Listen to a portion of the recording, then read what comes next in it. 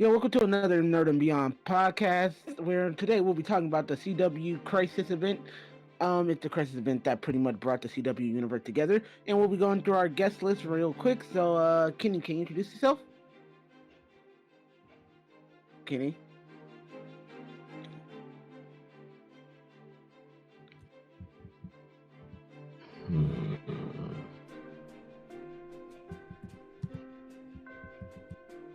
Okay, I can edit this.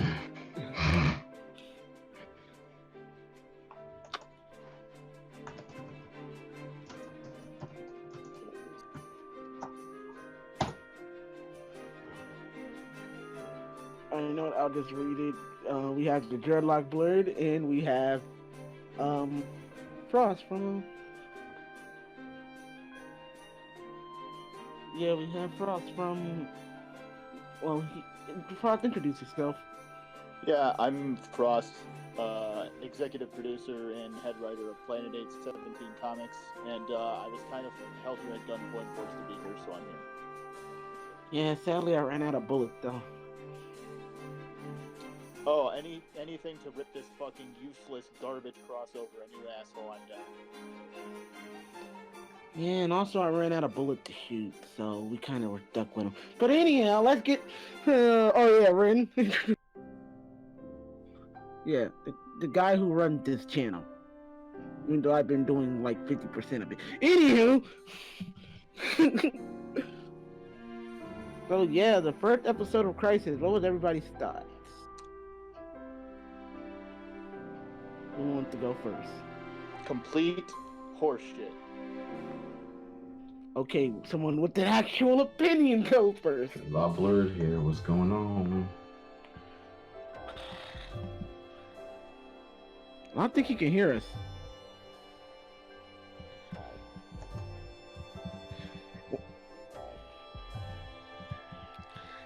How about you talk about your opinions, Ren?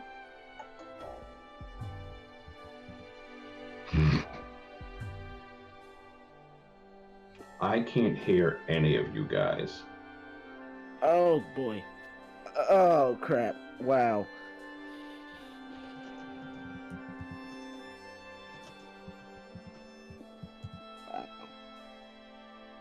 Great way to start a podcast, guys. Great way. You're all canceled. I don't hear anything.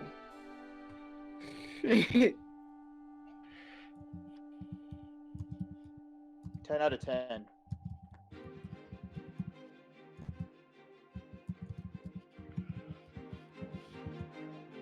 Yeah, we're definitely yeah, this is the definite comeback we wanted.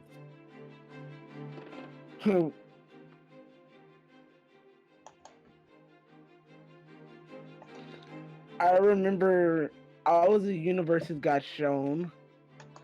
And they all fucking died.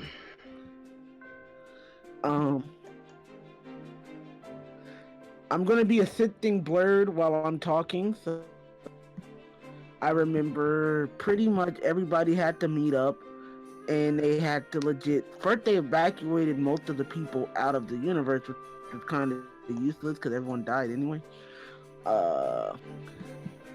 And then after that they fought the shadow demons, and I think all of it was like, okay, yeah, this is around the time they said I was going pee. Yeah, I'm gonna go die real quick for emotional and character development. And he said, knock knock, I'm gonna do it again. And Basically, Super Cuck and woke Batman decided to do absolutely nothing. A bunch of cameos were brought in for no reason other than fan service, and nothing of significance happened at all. The end. well, I wouldn't say all of that, but you know, yeah. I think the writers of the first Power Rangers movie could come up with a better script, to be quite honest. Given the time, the budget, and the resources, you could have at least half-assed a story that was coherent and made sense.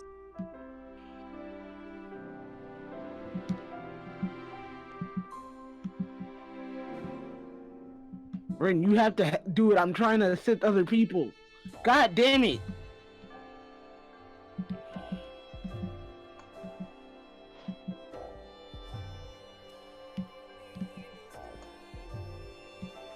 Yeah, but they didn't do anything. If you would have had them service the story, like, you could have opened the entire beginning with the same narration. You could have had, like, a faraway shot of the 89 Batman, like, assisting different people. You could have had the cameo service a purpose. Like, an idea that I'm surprised they didn't do, probably because of budget, was when they went to Burt Ward's universe. I'm surprised Burt Ward wasn't running towards whatever it was, and there wasn't a CGI shot of Adam West in statue or something like that, kind of an homage to that, and actually have the cameos service the story as opposed to, hey, look, here's this person, hey, look, there's that person. It's the same thing they did when they randomly brought back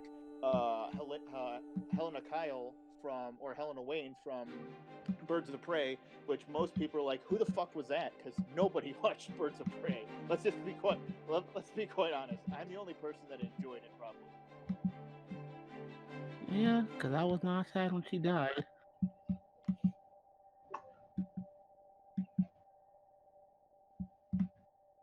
Whoever honey dicked that to the internet deserves to give themselves some points, because that had absolutely nothing to do with the crossover. Somebody probably did that in Photoshop or did it in their parents' basement.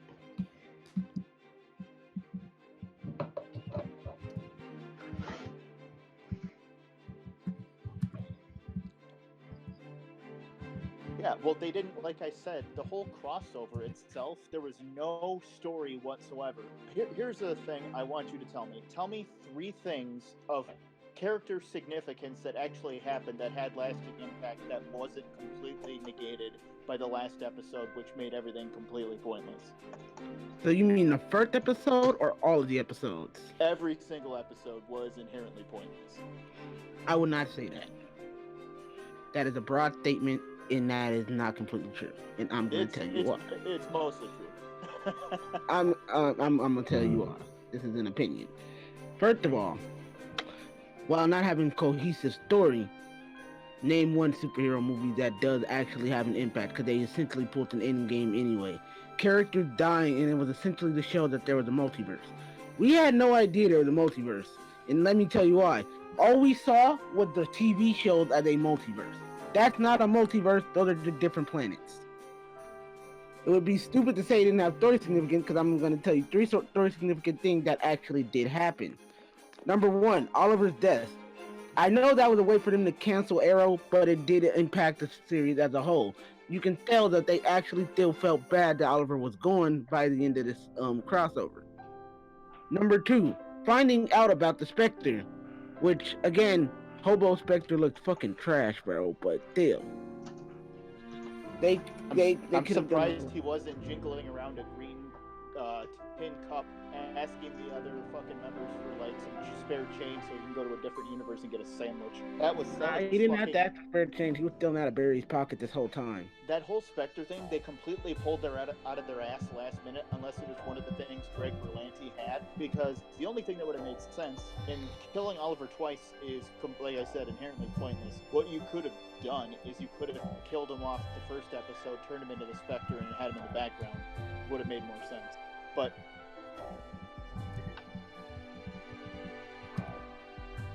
yeah, true. By the way, the fights are absolutely horrendous given the budget they were given. I'll give them at least credit for getting all these people together in one room, because from a scheduling conflict, I think I'd kill myself trying to organize all these.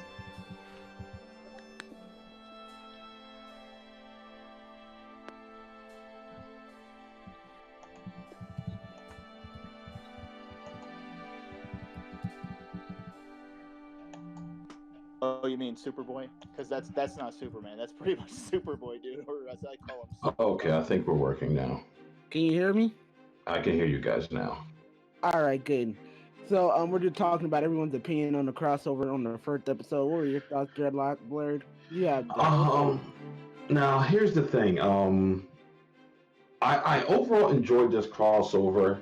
I think I probably enjoyed the finales. The last 2 episodes that just premiered Tuesday, I think I enjoyed those the most.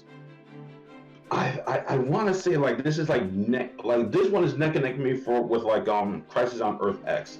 I still find Crisis on Earth X to be probably the best crossover that CW has had to date. I mean, Crisis on Infinite Earth was definitely ambitious, but I definitely feel like they played into a lot of fan service, which isn't a bad thing. Sometimes it's okay to do that, but to me, Crisis on Earth X seemed like a more cohesive crossover story wise than anything else.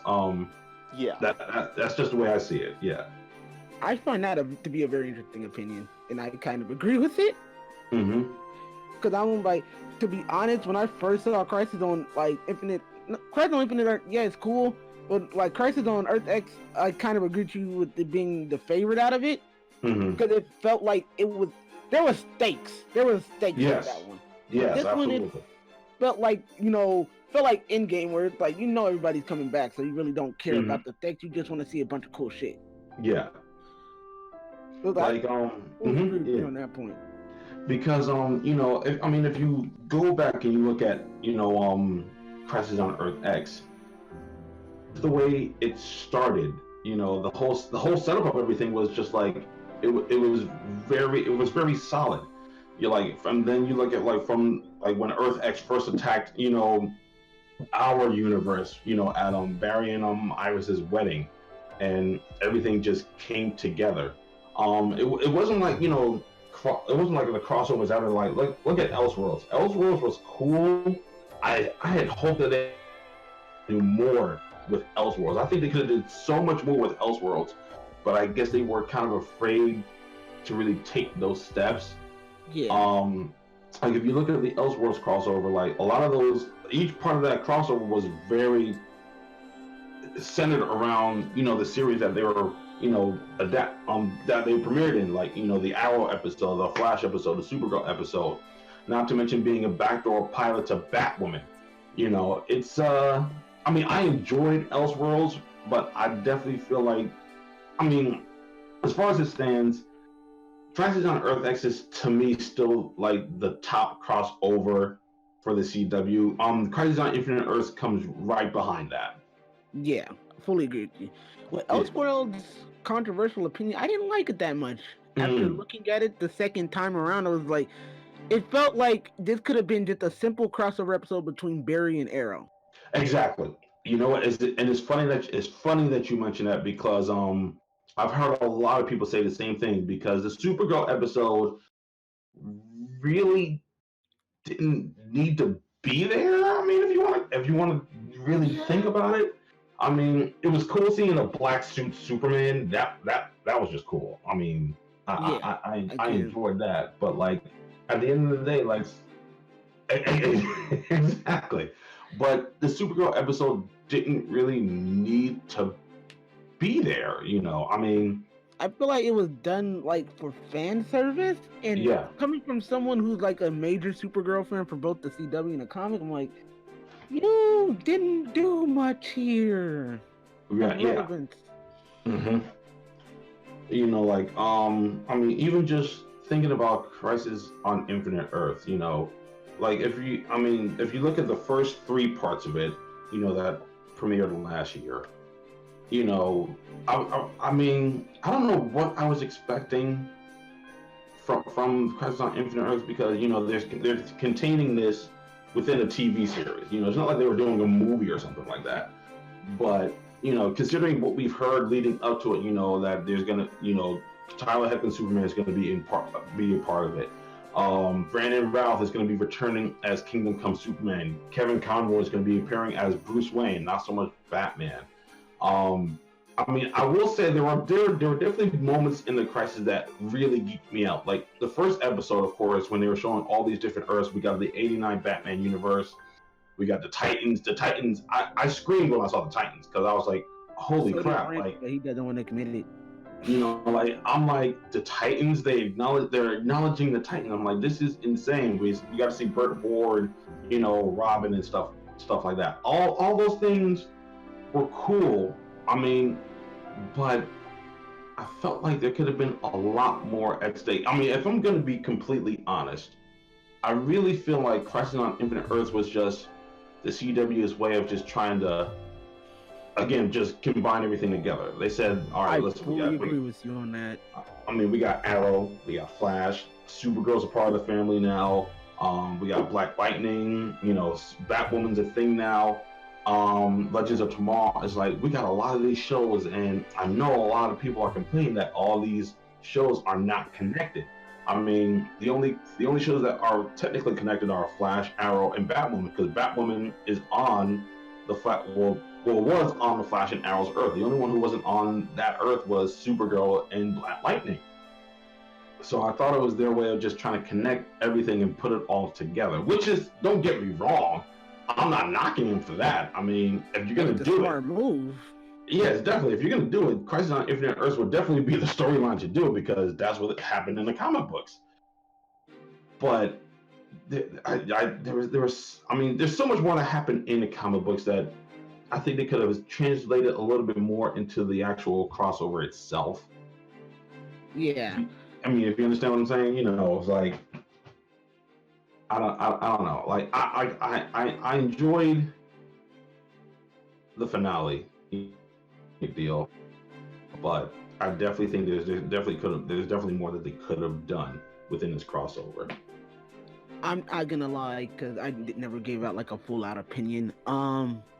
My first impressions of the first episode was like, I feel like I was more hyped knowing that multiple universes were together, and being like a massive like fan of more of the CW stuff than I usually am. I was like, okay, cool, we got to see all of these universes all into one. Toward the end, I was like, that was my like the end again, like everybody's been saying, was the best part.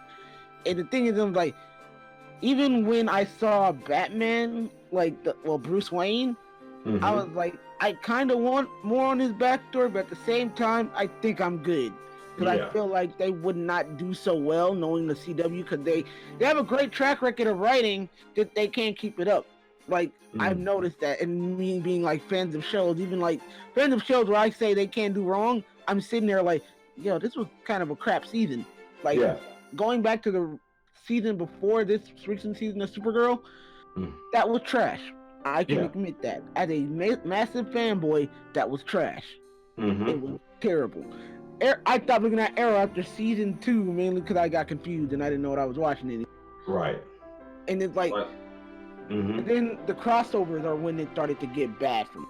Because like, first 3, before Elseworlds, were great.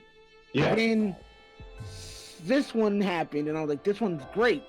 But Elseworlds was still bad to me, because I feel like that could have been self-contained between just 2 episodes of The Flash and Arrow, because they've done that. Like, when the Flash first came out, you remember the first crossover episode between Flash and Arrow?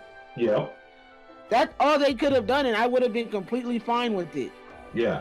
And they just could have alluded to Crisis happening. Like, because like even thinking back to Elseworlds was like, I mean, and they had bigged up Elseworlds just as much as they bigged up Crisis on Infinite Earths, and I'm like, and I'm sitting there saying to myself like, oh snap, we're about to get something completely different. I mean, Flash and Arrow switch places. We're gonna finally meet Batwoman, and Superman's gonna come back and play a part in this. But it's just like at the end of it, it was just like, oh, okay, this was literally a setup to Crisis on Infinite Earths. There's so many things that they could have done in Elseworlds that would have definitely brought up the hype meter to a higher degree, but it's almost like they kind of copped out in some spots, like that third installment where Flash and Arrow didn't had switched lives anymore. They were just like, what twins were they? I forgot what villain characters they were supposed to be. But I forgot. I want to say Dr. Psycho, but I could be extremely wrong. Randy, do you remember the villain? The villain that was like the main villain for Elseworlds. And that's another thing too. Where was he for Crisis on Infinite Earths? Because when they teased it at the end of Elseworlds, he was saying along like some worlds will live, some worlds will die, and all this other stuff. Then they showed the title card for Crisis on Infinite Earths, and I'm like, you weren't in the Crisis at all. Like, what? Exactly. So I'm like, what's going on here? I mean, I know it's a huge endeavor to try to adapt something like that on a TV show, and I guess considering where we are right now with Warner Brothers and the DC properties, like it makes sense to you know, air it on TV as opposed to like doing a movie about it. Because the movie universe itself is still pretty young. They still got to work their kinks out. Yeah, But like we don't know where they're at on a solid foundation because talks of reboots and all that stuff going on in retcons. exactly.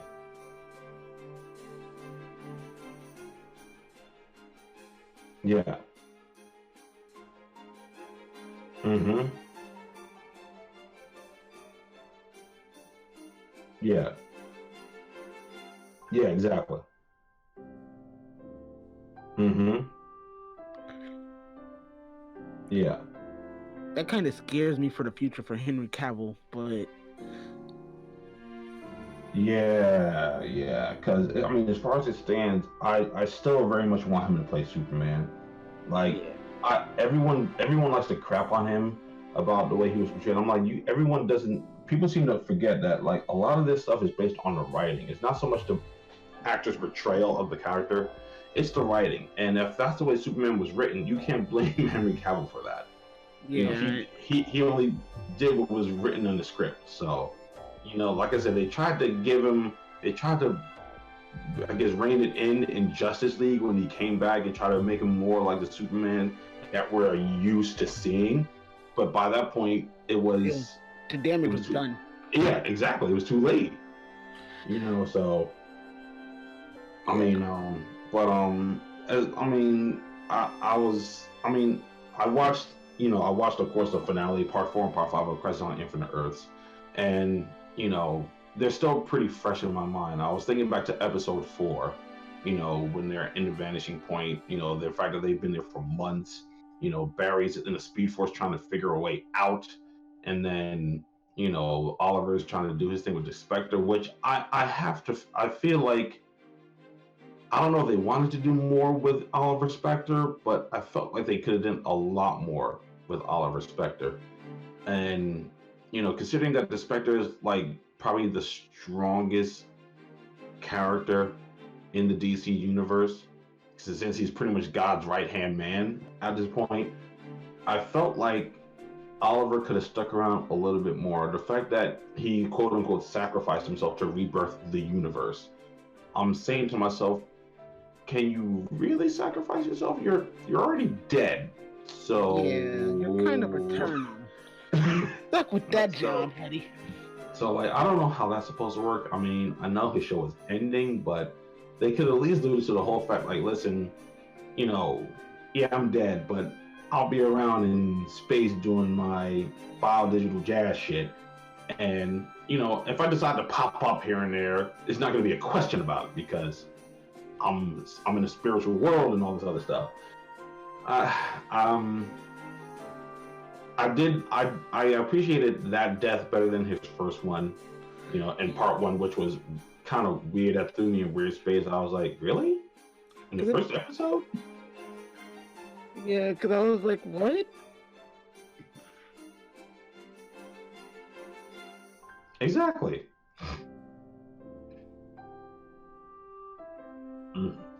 Because it's like, I remember watching it, I was like, that quick? Like, really? Yeah. And it's like, you guys couldn't like wait until at least the 3rd episode, probably, or you could have just waited all into the 4th one. Legit. Like, I was like, maybe like, or like, it gave him a more meaningful death. Mm-hmm. I feel like they was like, okay, we got a Russian Spectre. There's gonna be leaked photos or whatever. I was like, yeah, that doesn't matter though. Like, I expected more out of this. Yeah. So I mean, I guess they were trying a bit too much with a whole bunch, and they probably just didn't know how to put it together. Even just looking at the 5th, like episode 5 of it, and they got to deal with the Anti-Monitor again, and this time it's a proper battle. This time with the Anti-Monitor, and I'm just saying to myself, this is cool. They probably could have did this in episode 4, because the battle in episode 4 was really anticlimactic. They're just fighting all these shadow demons, and then it's Oliver squaring off against the Anti-Monitor. I mean, if you're gonna give Oliver a last battle, make it an epic one. Not having just get hit with a, you know, red Kamehameha wave, and then they just get locked up in a sphere, and then he's shooting a beam out of his mouth to rebirth the universe, and then that's it. Like It felt lazy at times. And my only real like again, I said like out of all like this crossover has four good things and three bad things, and I was like Mhm. that's and one thing I felt I was like I kind of wish the first three episodes were more memorable Yeah, because going back in it, like yeah, I remember what happened, but it's like, do I really care that much? Because I was like, exactly. the only thing I mainly remember are the cool moments, like Yeah, Superman and Kingdom Come Superman fighting yeah, and yeah, Lex Luthor and all of that. That's the only thing I can say I remember. And then like them bringing in Black Lightning and then the one Barry from the '90s show dying. yeah, That's yeah. my memory extended. Exactly. But then it's like I remember the wait, searching gonna say my bad man.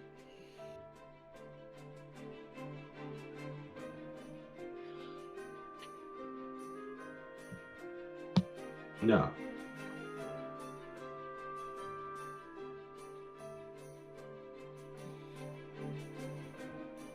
Mm-hmm.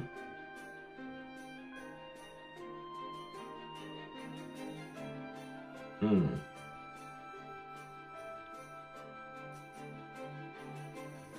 Hmm. Right. Right. Yeah.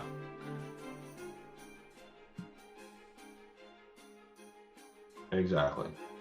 I mean, the one thing I did appreciate about it, about the whole crossover, is just some of the callbacks and the cameos that made their appearance into the crossover.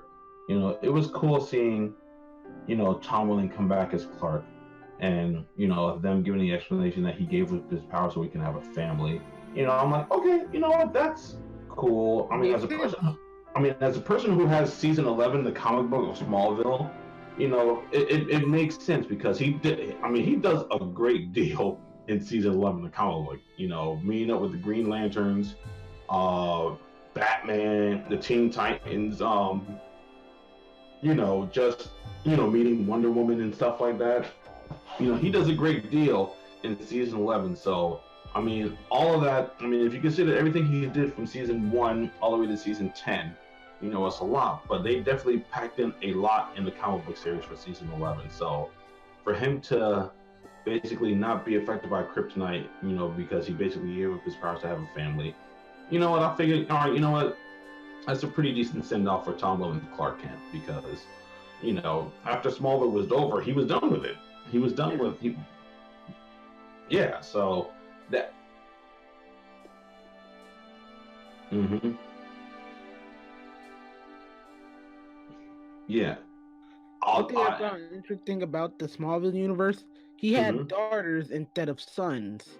And in Right. our universe, he has two sons, which we'll get to that later. Right. That was interesting twist. I thought that was very interesting too because the only other iteration that I've known Superman to have a daughter was in an issue of Injustice, like the first run of Injustice, where I guess he's put in a fever dream, and he has a dream that Bruce actually kills the Joker instead of him. I remember that. Bruce goes to jail for it. Superman wants to go visit him, tells him that he has a daughter, and that eventually she grows up to be just like him. I think Lois becomes the president. Superman is still Superman. That issue was actually it was a really cool issue. I'm like, damn, if they had just broken up on. Mm-hmm. There's two other interpretations where he had a daughter. I think in the Dark Knight Dark Knight Returns trilogy, he had a daughter, and there was another one. Can't remember it off the top of my head. But there was one where he had one. Oh, I thought that was his kid. My bad. Mm.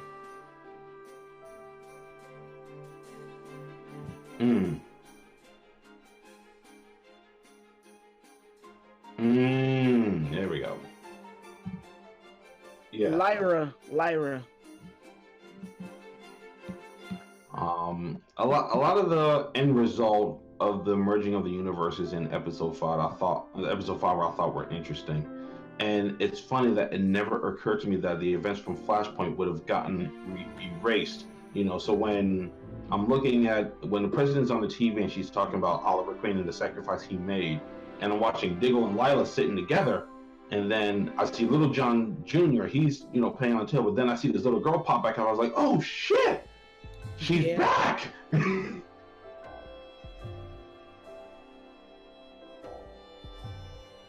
But he had a son in a regular. I mean, after.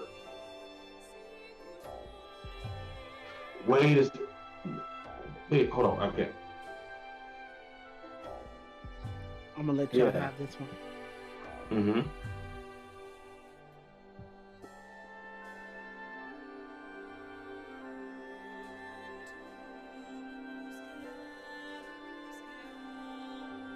Now, because from what my understanding is, when William, Mia, and is that Connor Hawk? Is that who that is? When they get transported into the future, he tells Diggle eventually, or Diggle finds out that his actual son becomes the leader of the Deathstroke gang.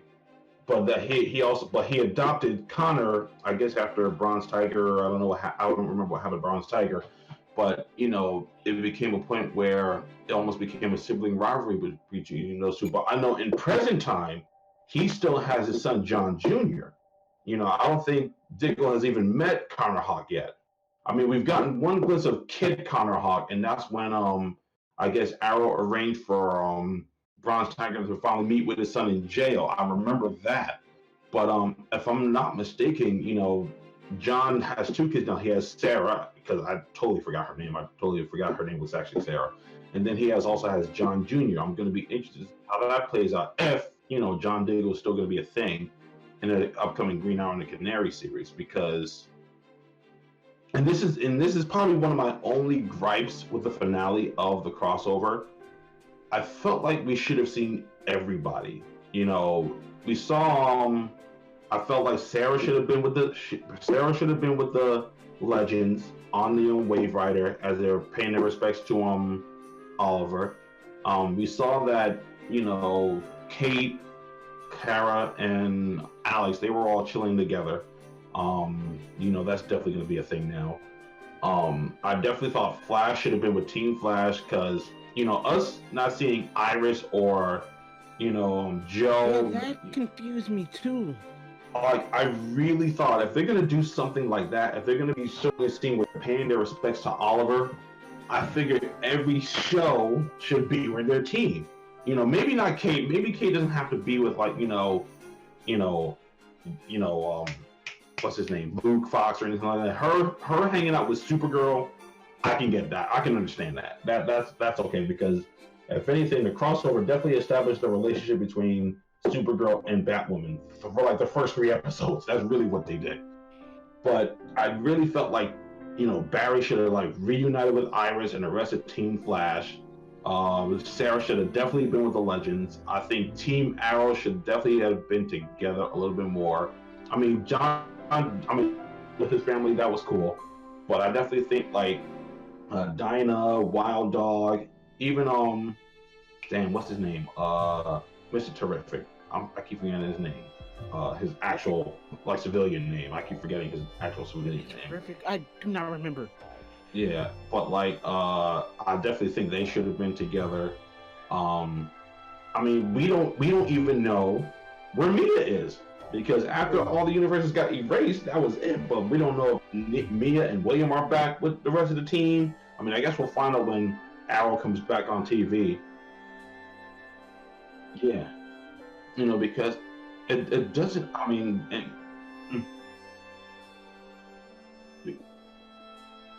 because I'm really wondering if, do they go back to the future if since everything was rebirthed and reset? Do they go back to the future? Is that what happened, or are they staying here in present time? I mean, like I said, I guess we'll find out when everything comes back. But the way they tied it up was cool, but I definitely think it could have been a lot better. Um, One of the things that I'm highly interested in is what they're going to do with Superman now. And it's funny because I know prior to the crossover happening, they were talking about what some of the production ideas were going to be for the Superman series. And I know they said that they were casting for two young men to be a part of the series. Now, I know a lot of people are thinking about the Super Sons, which is, Jonathan Kent, Superboy, and Damian Wayne Robin. I'm like, first of all, we didn't even see Batman yet. So. See, I was saying that because I was like, I was like, so what? He just magically appears out of thin air? Because I'm like, there's no Batman. There's only Batwoman. Bruce Wayne has been missing. Like, what? Was he going on a cruise spreading his stuff everywhere? So, so my thing is like, there's no way we are getting introduced to a Damian Wayne on a Superman show. That's just not happening. But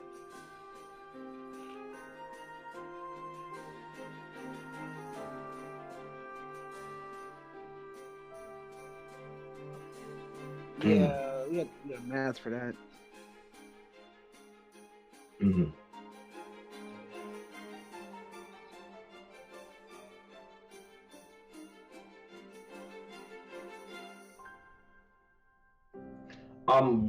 I am really. I mean, I could very well be wrong, but I have this strong suspicion that we may get introduced to at least Earth One's Bruce, maybe towards the end of season 1 of Batwoman. I mean, I could very well be wrong, but along the line that we were gonna. Yeah. Because I mean, it's like you said, we saw like glimpses of Superman in season 1 of Supergirl, a shadow or a presence or like something like that, or just a piece of his uniform. But we didn't get a full on portrayal until like the first episode of season 2 with Tyler Hoechlin. I feel like that could be a possibility, but then again, I could be wrong. I mean,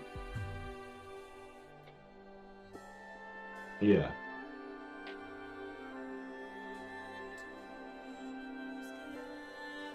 Yeah. Exactly. Yeah. There's a who is taking properties, which is fine because it's a TV universe, so that's its own universe and stuff like that. So I'm very interested to see what's going to happen. I'm very curious to see how they plan to do Superman having two boys. I was watching was it Comics Explained? I think it might have been Comics Explained, or it was either Comics Explained or Comic Storian last night, and they were talking about the Crisis on Infinite Earths crossover, and they were trying the whole two Superman sons is going to work. One's definitely going to be Jonathan because we obviously know that they basically told us that the son that was born is Jonathan. His name is Jonathan, but a lot of them were saying could the other one be named possibly Connor? I mean, we all know that Connor is a clone of Superman and Lex Luthor. So, but in this instance, these two boys are. I can't even assume because it was never explained. I mean, they didn't touch on that, but it could be a possibility because she said they have two boys, and it's not like it was a time jump into the future because they're obviously still babies at this point. But then again, I could be wrong. I could very well be wrong. I mean, that's the one thing that got me very confused about this crossover. There was a time jump, and we don't know how far this time jump went, supposedly. Right. And then I came up with a whole little list of things, and you can ask Ren. This is like a really detailed theory for me, at least. I was like, okay, let's look at it this way. All the Earths merged, and all memories and things have been reset. So I was like, the first two crossovers with everybody did not happen. But the Crisis on Earth X and this crossover did happen. So then I was like, okay, cool. So that means that Supergirl may have been implemented when Barry first showed up. Right. So in this crossover, let's say Black Lightning has always existed, but he's always been on his own. Yeah. And everyone else in the Legends know of all of the events that have been erased and been there. So it's like all the let's call them totems because that's faster than whatever name they gave the people. Pretty much remember it, but just the civilians, None of them happened. None of the Mhm. crossovers, none of the massive events happened, which meaning that there were different events that unfolded. Now, Superman, again, we know is in his 40s. I could say that he had a kid when the Flash first started. So that would make the kids at least around 7 or 8, because it's like what Lois Lane said. She was like, the boys have been waiting for you. So it's like either the kids are, they, let's face it, when we're young, around 8 or 9, we always, we're waiting for our parents to bring back something, or they're just babies and she wants them to visit his kids. Right. But where is she if they're children? Where are the kids? Like, you got babysitters or something?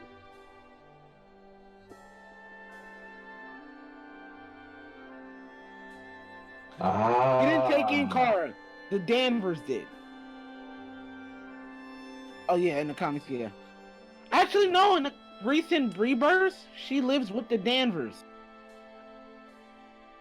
Yeah, because I'm like, wait a minute, no, I have all in high school still. She's still in high school in the comics, and yeah, Mm. because in rebirths,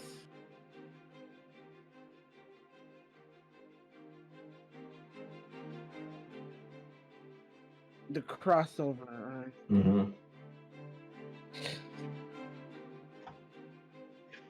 Yeah, and usually with as far as continuity is concerned, is usually still the one that's alive and stuff like that. So, like, whether it's TV, movies, or even comics, it's usually Martha that's usually alive. There's only some instances where Jonathan Kent is still alive too, but for the most part, it's usually just Superman's mother that's usually still hanging around.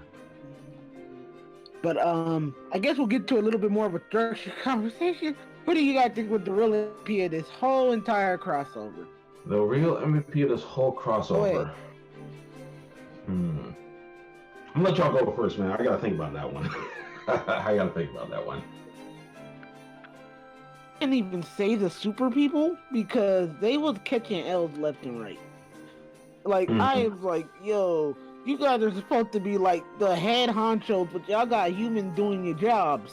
Cause I'm like, Arrow felt more important than most of the Superman and felt more important than Superman, Supergirl, and anyone with abilities. Did some stuff, but he barely did anything. Yeah. Sorry guys, my Discord's acting up, so you guys are on your own. Barry's like, oh my god, actually, not you. I mean, it's funny that you mentioned that because I was just gonna say, I think as far as like the crossover is concerned, I definitely think like Sarah definitely like took a big step forward as far as leadership with this whole thing. I mean, because even if you go back to episode 1, Oliver was basically out of commission towards the end of the first episode. Like, but even until the end of the first episode, he was still like pretty much taking charge of everything. In episode 2, it was I guess the Monitor, he was still pretty much taking charge of everything, trying to send everybody out to go find the Paragons for episode 2. That's what they're called. Yeah, it's the Paragons. I called them totems. I was thinking Spider-Verse. Not that. I mean, and then in episode 3, you figured. I mean, I guess there was no one really taking leadership. I guess because episode 3 was a Flash episode. Yeah, I think that was the one when I call him old Barry died. Yeah. That's when old Barry, like gave up his life to save everybody else. But I mean, I guess at the end of the day, we could definitely probably say that it was Sarah who was like probably the MVP of the series. Because I mean, if you want to get technical, I mean, after Oliver, it really is Sarah who's like kind of next in line. I mean, nothing against Barry, but exactly.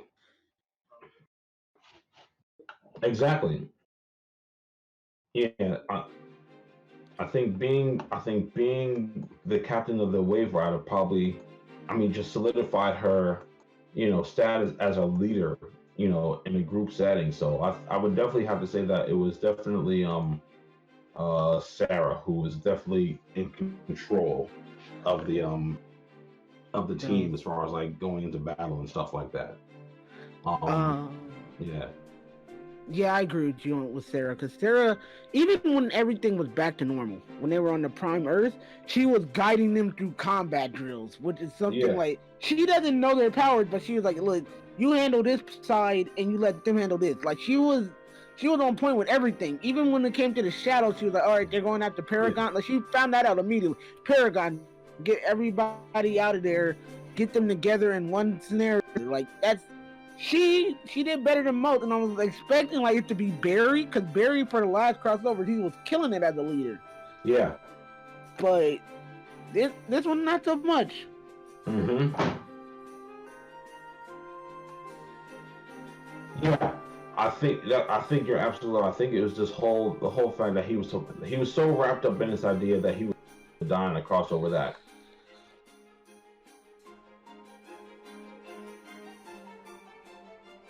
Yeah. So like he was essentially an emotional wreck Yeah, for most of the crossover.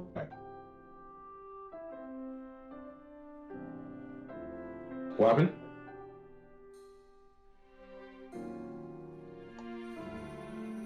Yeah. Yeah. Yeah.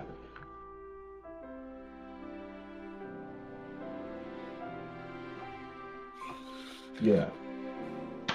but to Hmm. say to be honest, everybody whined a little bit in the crossover, so why should she Oh be yeah. the only one being judged about that? Like she did multiple times. Yeah. Hmm. It's like You if know. it's like if your dad went out for cigarette twice. Yep. I what happened? I'm gonna let you guys go because my brain exploded.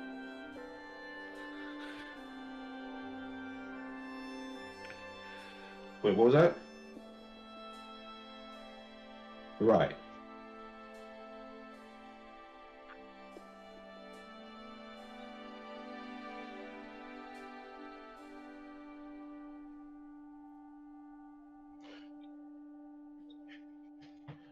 Now it's see, I've been trying to figure this thing out since the finale, and it's like, okay, we like you said, we automatically know that one of them is Jonathan. We know this. They've said it already. It's Jonathan. But at the same time, who could be the other one? You know, I mean, Connor would be a good one. I mean, maybe they revamped his origin story for the TV show. Maybe, you know, she gave birth to two I kids. can't think of anyone. I mean, I'm thinking, and I'm thinking back to what Kingdom Come Superman said when he met Baby Jonathan, and I remember him saying like, "Yeah, he reminds me of," and like, oh, so that's canon. That Superman Returns was canon. I was like, so I mean, I guess it stands to reason that they would within universes, you know, Superman from Earth 96 only has one son, and that's Jason.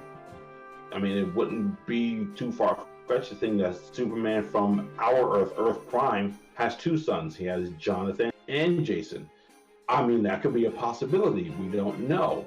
I mean, for all these years, Connor Kent has always been a clone of Superman and Lex Luthor.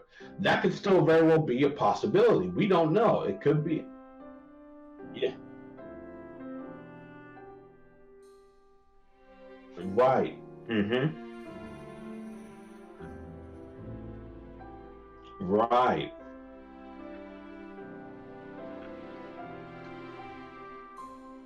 Mm-hmm. Mm. That could work too. That could work also.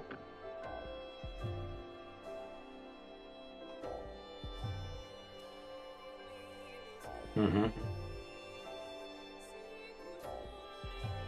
Right.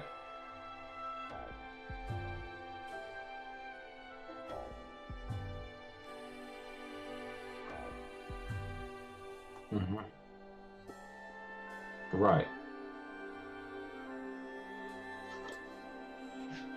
Mm-hmm.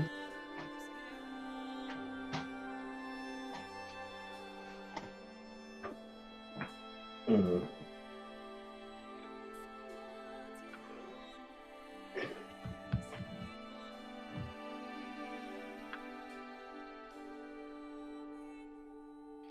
Mm. Again, goes back to the theory I had, but it's like, even so, looking back at my theory, there's so many plot points that messes up the theory in general.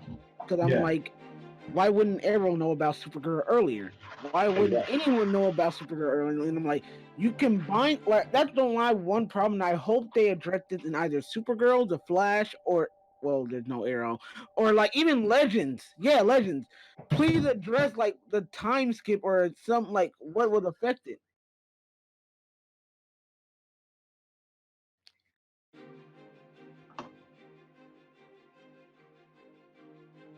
Right. Mm. Wow.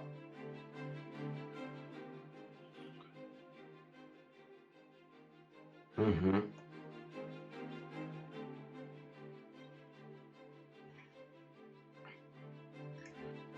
Because I was Uh, like, because I remember looking at Supergirl and then like when not Ren was like, who's that? When Weather Witch came out, like that's a Flash villain. That's Nora's villain. yeah. And he and like easily took her out. And out of nowhere, he was like, "Oh, sorry, one of mine." And I was like, "Yeah, see," but I'm like, that makes no sense because it's on a Supergirl show. Exactly. And And even it's. Supergirl kind of envisioned the audience because she was like, "What the hell happened?" Mm-hmm. You know. Yeah. Yeah. Yo, So that means there's gonna have to be a lot of explanations back. I know Batwoman is supposed to be coming back on tonight. I'm wondering if they're gonna be jumping right back into the storyline that they were having before the crossover. Because I know Black Lightning is supposed to address it when they come back. I saw that preview. I saw that. I don't think I saw a preview for Batwoman. Did they even drop a preview for Batwoman? I don't even know. Did they drop one for Supergirl? Okay. Right. Right.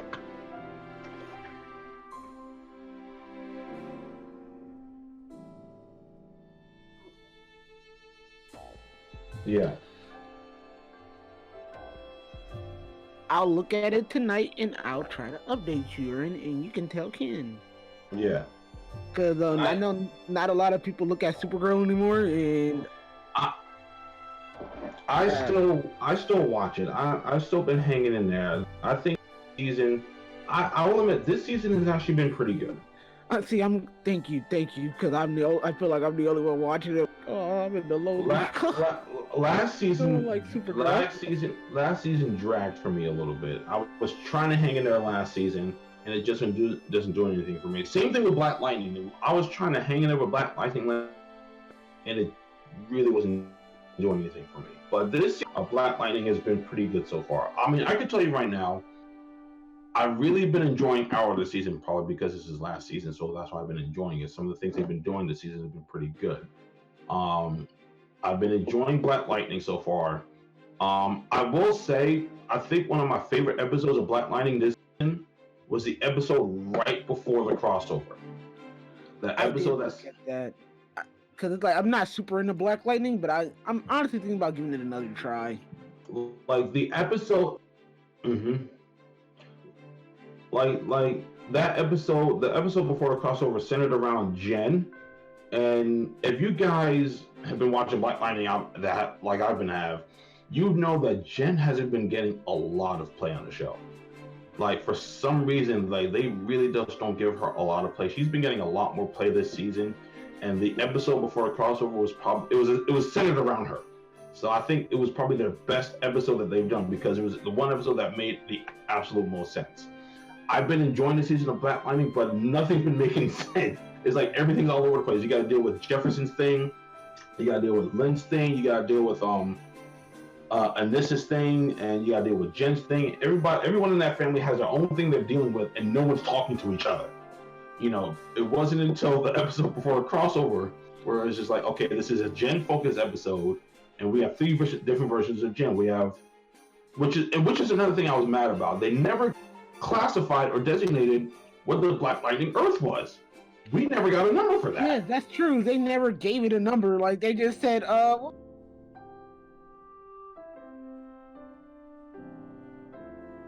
wait a minute, now I'm even more confused. Because in Black Lightning's universe, the DC universe is comic books. Right. Now they're all combined in one. So it's like, what, are the comic books propaganda? Like how they were in Logan? That could be a possibility. I'm confused. Oh my god, they got a lot to explain. Cause I'm like, yeah. Now I have to officially watch all the shows. Thank you, CW, for ruining my Tuesdays.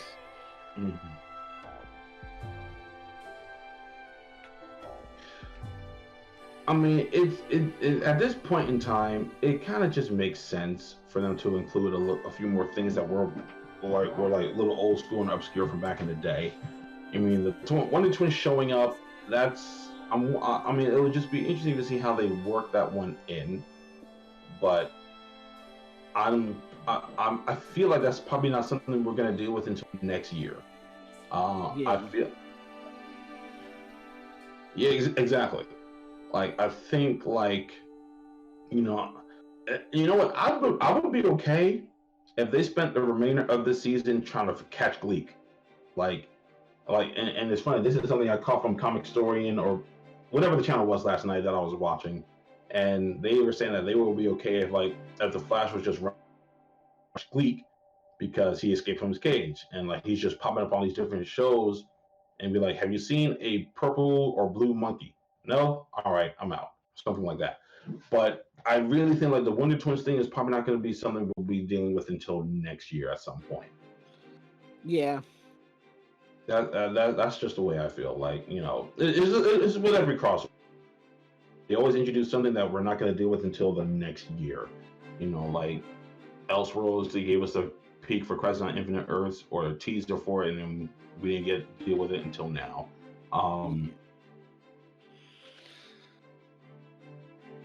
So, but that's what I think is going to be happening. It would be cool to see how they do the Wonder Twins. My question is, which show would they premiere it? Would it be Supergirl? Would it be The Flash? Yeah. But I think we got through most of it actually with the crossover. So let's just kind of round up everybody's thoughts and we'll end off the podcast.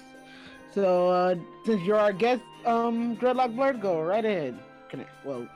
First, can I call you Kenny or Dreadlock? Yeah, it's cool. It's all good. All right. So what's the question now? Round up, like, just what you think of it, like the end of the result. If I have to, all right, I'm gonna give it a number. You have to give it a number. If I have to give it a number rating, I would definitely give it I'll give it like I have to say a 9.3 out of 10. I believe I gave Crisis on Earth X like a 9.9 out of 10. I gave Crisis on Earth X 9.9 out of 10. This is a fan servicey crossover was, but I also think it was a crossover to tie up a lot of loose ends, give closure to a lot of different series that premiered, and just tie up everything within the CW Arrowverse, which we all knew was going to be a thing. I mean, we all knew that. I mean, the first thing I said when they announced Crisis on Infinite Earth, so they're definitely going to tie in all the other shows on the CW and put them all in one universe. That's just automatic, because they got a lot of shows. Three of them exist on one Earth. Supergirl's on another Earth, and Black Lightning's on another Earth, and the Legends, they're just all over the place. So we need to have one concisive universe for all these shows and that's that. So now it won't be an issue when all these characters show up on different shows at different points in time. I commend them for that. I commend them for tying up a lot of loose ends. One thing I will definitely say I'm glad the CW did was give closure to Brandon Routh's Superman. I own Superman Returns. When the movie came out, I thought it was a good Superman movie. Did it have its problems? Yes, but I didn't think it was a bad movie overall. That being said, I am Brandon Routh finally got the send-off he deserved. And by in turn, Christopher Reeve got the send-off he deserved for his portrayal of Superman. Yeah. That is one thing the Crisis on Infinite Earths crossover for doing, for giving that Superman closure, even to the point where towards the end of the finale, we had that shot finding space with a redesigned Superman emblem on his chest, which is now back to red and yellow. I geeked out over that. I geeked out over seeing him wearing his original colors again. Not to say anything about his Kingdom Come Superman outfit, because that shit is boss right there. The fact that the TV show and not the movies, but the fact that I thought was great. I mean, I guess you could give closure to Kevin Conroy's Bruce Wayne, because as far as fans are concerned, they're still going to want Kevin Conroy to voice Batman until the day he dies. That's pretty much how that's going to go. That's pretty much how they want. That was basically showing how tired he was. That was him in the future. You know, so, I mean, if he doesn't voice Batman anymore, I probably wouldn't feel too bad about it, because he's done it for so many years that he's earned a break at this point. And I'm glad he got a chance to finally play some form of live action. I know he said that he's been wanting to do that, so I'm glad that they gave him a chance to do it. Just seeing, I mean, I thought I geeked out in the first episode when they showed all those Titans, 89 Batman stuff, but the fact that we got to see, we got to see the Titans, the Doom Patrol, Swamp Thing, even though that's canceled. Seeing the Green Lanterns geeked me out like crazy. I was like, I would have never thought they would have acknowledged the Green Lanterns. But the fact that they did was pretty awesome. What else did we see? We saw the Doom Patrol, we saw the Titans, we saw Swamp Thing, we saw the Green Lanterns.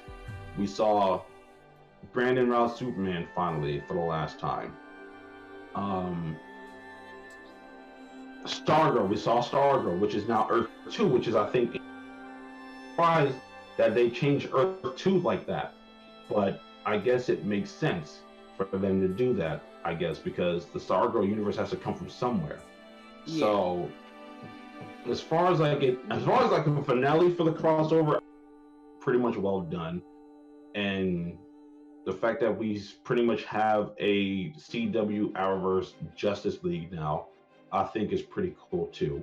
So I'm really interested to see how that's going to play into later seasons of all these shows now. I'm wondering if they're all going to, now that, the DEO, Star Labs, Argus, who else? Kate's father, whatever that organization is, the Crows and stuff. Now that they all exist on one universe, I'm interested to see how they're all going to interact. And I guess it would make sense for the quote-unquote Hall of Justice to be like a meeting point for all of them. I don't know. I mean, I wouldn't be surprised if at some point, maybe even next season, that they take aspects from the DEO, Argus, Star Labs. Well, since it's a Star Labs abandoned warehouse. Is that correct? Is that what it is? An abandoned Star Labs warehouse? I believe so. And considering the fact that the DEO is a Luthor Corp subsidiary, I wouldn't be surprised if Carol petitions for some faction of the DEO to work in the Star Labs facility. I just envision that bits and pieces of those different organizations from all these different shows are gonna somehow converge into that Star Labs quote-unquote Hall of Justice going in, probably starting next season at some point. So, but overall, I wonder, are we gonna get the Space Hall of Justice? But probably not.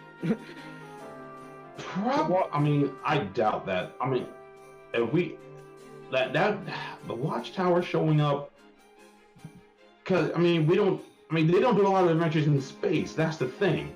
Like, Yeah. and they didn't, and they necessarily, just like Endgame, they didn't necessarily tease what's going to happen in the next crossover. They didn't even tease the next crossover, actually. So right now, it's pretty much fair game what they're going to do when the next season's going down the line. Yeah.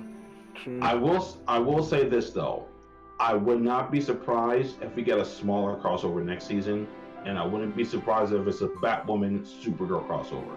I think they were hinting at that in the first few episodes of Crisis. I think that's probably what's going to be the next crossover next year, a World's Finest crossover for them. That's probably what's going to happen. Yeah. Yeah. So yeah. Final thoughts.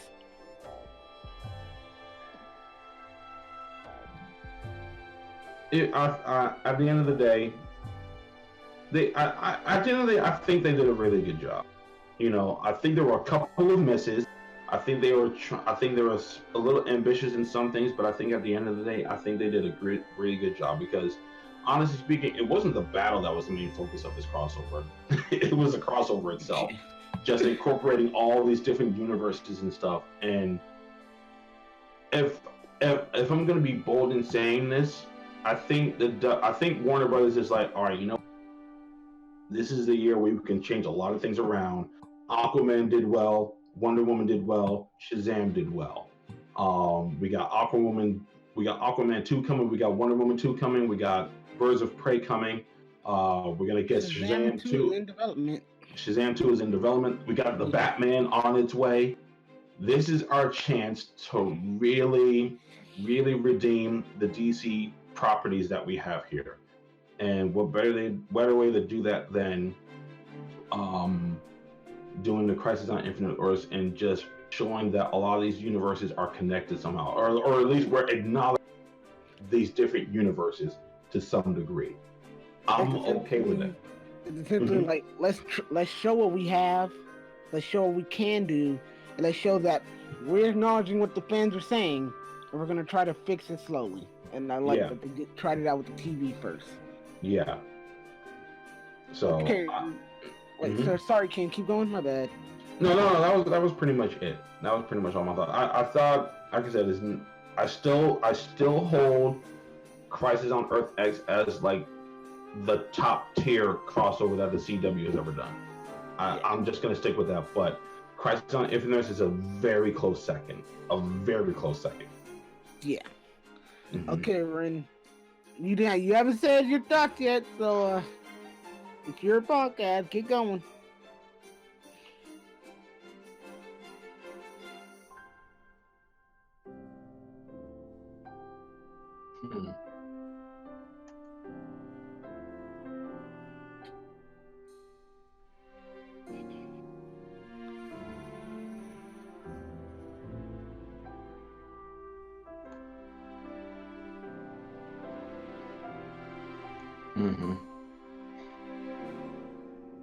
Right.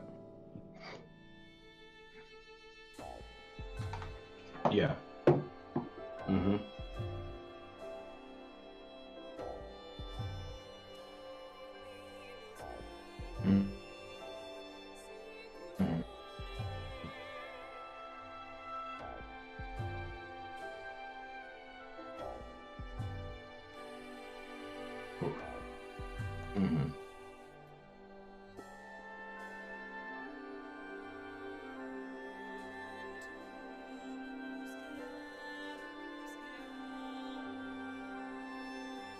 Yeah.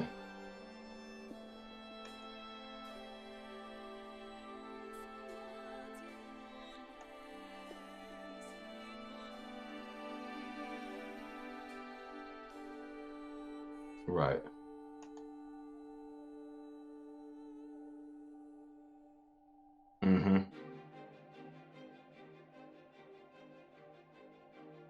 Yeah.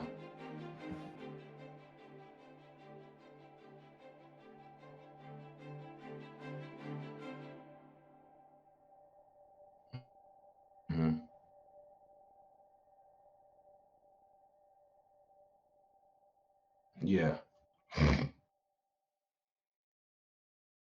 DCU. Yeah, I did that. I did hear that. Uh huh.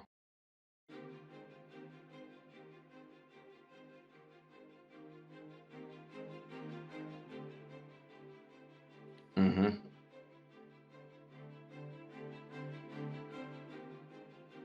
Right.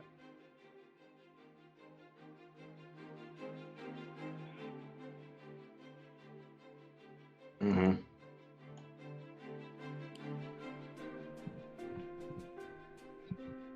Yeah.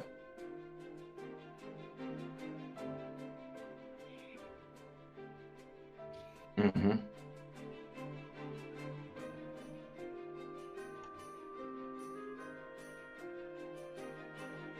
Mm-hmm.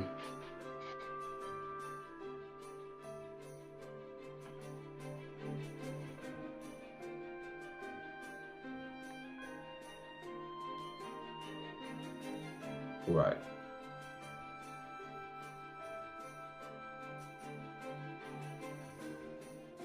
Mm-hmm.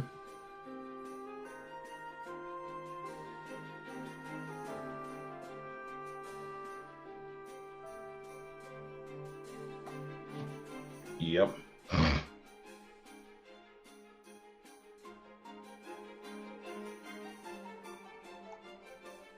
Yeah.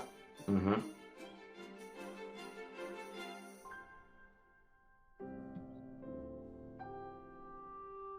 Yeah.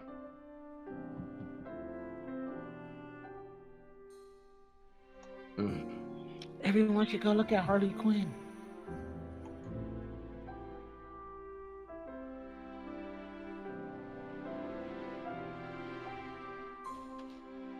Right. Exactly. Wholeheartedly agree.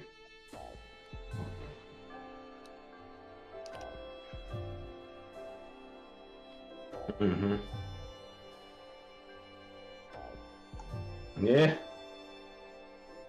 One thing I will say though, I do hope that Batwoman starts to pick up more because almost like Black Lightning, like I'm trying to hang in there with the show, but like yes, it's very slow.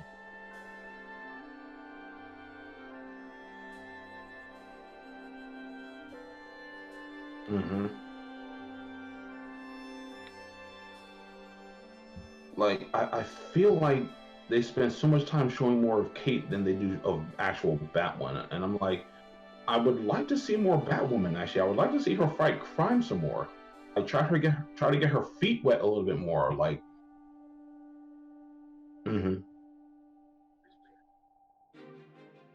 Yeah,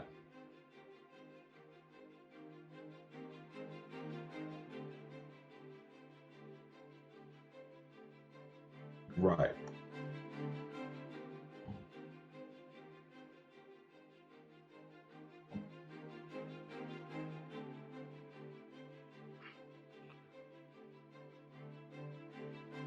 Yeah, that needs to Yeah, change.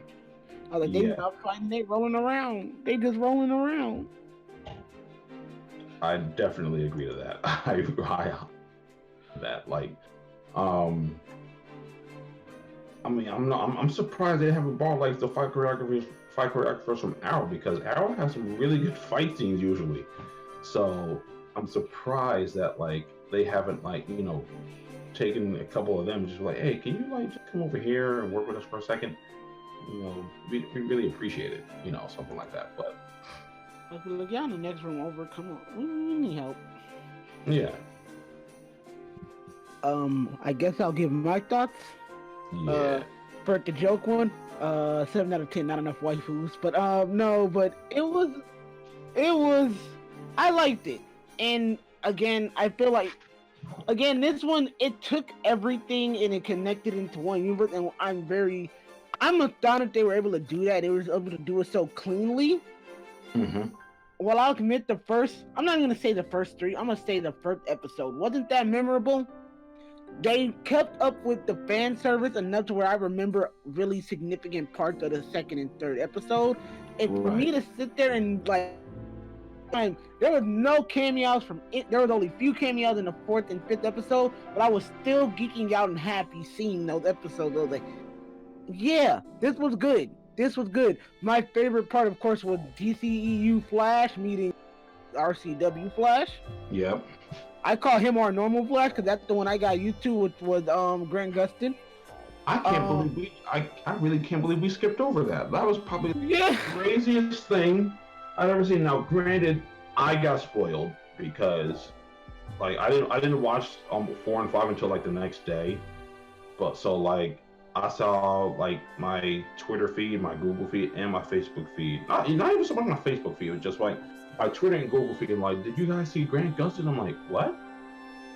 And like I ended up watching on YouTube and stuff, but I'm like, how the hell did they do this? How the hell did they pull this off? Because what I understand, Ezra Miller is pretty costly to get these days. Considering he's part of the Fantastic Beasts series, even though that kind of fell through. But we don't talk about the last one. Yeah, we don't talk about that. But it was definitely it was a surprise to me because for years and years, not even just DC but Marvel didn't really acknowledge the TV universe didn't really acknowledge the movie universe.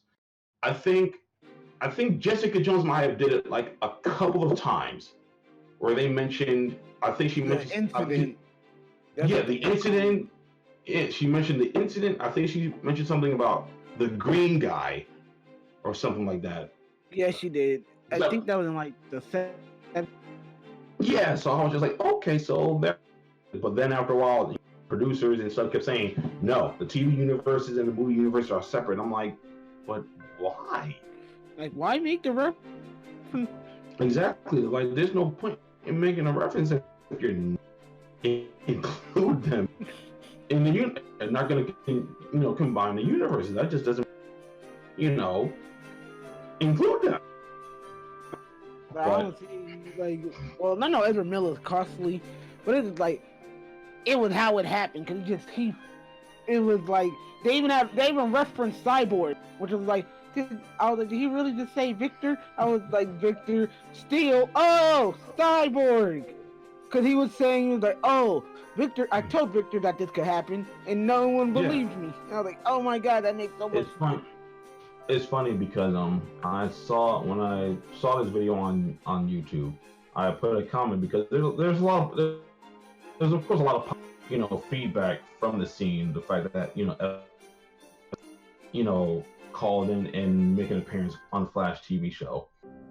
I made the comment in saying that I would hope that this scene shows up in a Flashpoint movie at some point because that's what they're working on right now. They're working on a Flashpoint movie. So I said it would be interesting. I think it would make sense for them to include this scene in the movie to show a stronger connection between the TV universe and the movie universe, because obviously after a scene like that, there's no denying that the TV universe and the movie universe are connected. There's no denying that. There's no denying that anymore. It's obvious now. Whether because I also read that this was in this idea was the idea of the producers at Warner Bros. This was Warner Bros. It wasn't even the CW's idea. It was called. You know something funny? Mm-hmm. Only Grant about it. Like he was keeping it a secret from the whole cast. So when Ezra came on, all of them were shocked. Like I would love to see that photo. I would Benoist posted it on Instagram. She was like, nobody knew he was coming until the very last minute. I was like, ooh, I would have been hyped. I would have loved to. I would love to see that video of like Ezra going up on set and everybody just freaking out like, whoa, what is he doing here? And then like, because like to keep something that close to the chest to yourself and then like nobody finding out about it until it airs, that's incredible in 2020. Like when everything can easily leaked, everything can get easily leaked, and it's like the fact that he was able to show up, film a scene, and then they just air it on TV. That's impressive. I mean, no matter any way you look at it, that's highly impressive for them to do. Yeah.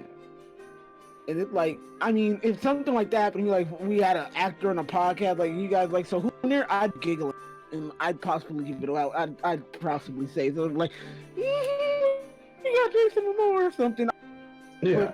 But like the point that they were able to get that done was really amazing to me. I was very happy. Another one of my favorite scenes was just them realize, like, all of them toward the end, and knowing that they're all one cohesive universe. So like, we finally got what we wanted, and that was Earth in one of these companies. It would have to either be Marvel or DC. Marvel still trying to get their shit together, but with DC, they're almost there. We're almost there. Just make a Wonder Woman reference or something. Yeah. Because it's like you're forgetting someone. No, I mean like an actual Wonder Woman. I want an actual Wonder Woman, and I'll be completely fine. I won't ask for nothing else, CW. It's just like, yeah, I definitely agree to that. I agree to that wholeheartedly. so it's like my final little thing on it, 9 out of 10, because they did a lot of stuff I didn't think they could get away with. And of course, you know, Right. Crisis on Earth X will always be because it was like the more comic accurate and the more cohesive in story. But it's Yeah. like they did their best with this, and I enjoyed it. And like, considering I wasn't like a super big fan of the other ones, Mm-hmm. I'm I gotta give him my hats off to him. Yeah. But Ren, you want to end out the podcast?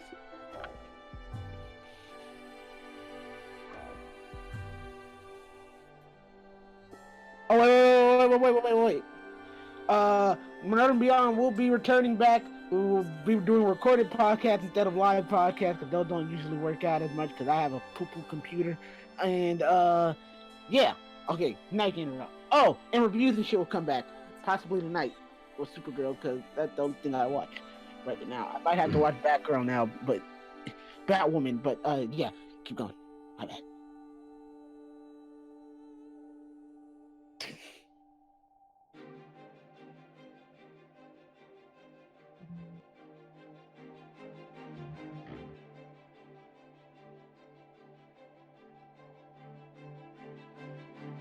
Definitely happy to be here, man. And anytime you want.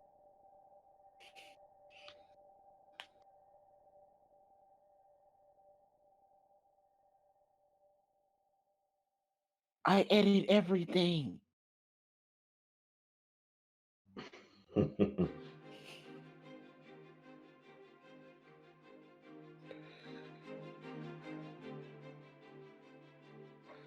All right. Oh yeah. Thank you guys for watching, and like, comment,